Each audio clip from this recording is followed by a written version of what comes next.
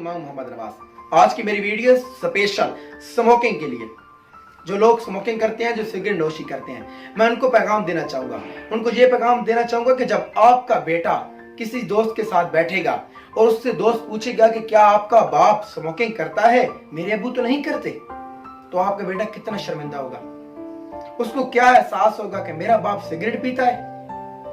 उसका ज़मीर क्या होगा, उसका एतमाद कितना लो हो जाएगा, वो अपने दोस्त की नजरों में कितना गिर जाएगा।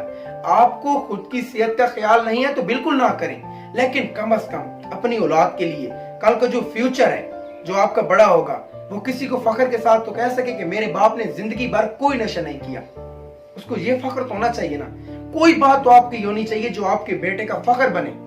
कल को वो बता सके, जब उसका बेटा हो तो वो बता सके कि तुम्हारे दादा ने कभी भी स्मोकिंग नहीं की।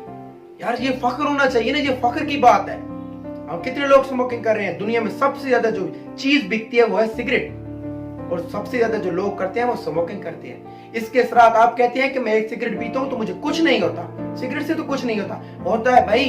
इसी तरह होता है जैसे रिजल्ट मिलता है। जैसे एक बच्चा पैदा होने के लिए माँ के पेट में 9 माह रहता है, इसी तरह सिगरेट का असर भी उस वक्त होता है जब 10-15 साल गुजर जाते हैं तो एकदम आपको हार्ट अटैक आता है, वो आपकी मौत हो जाती है।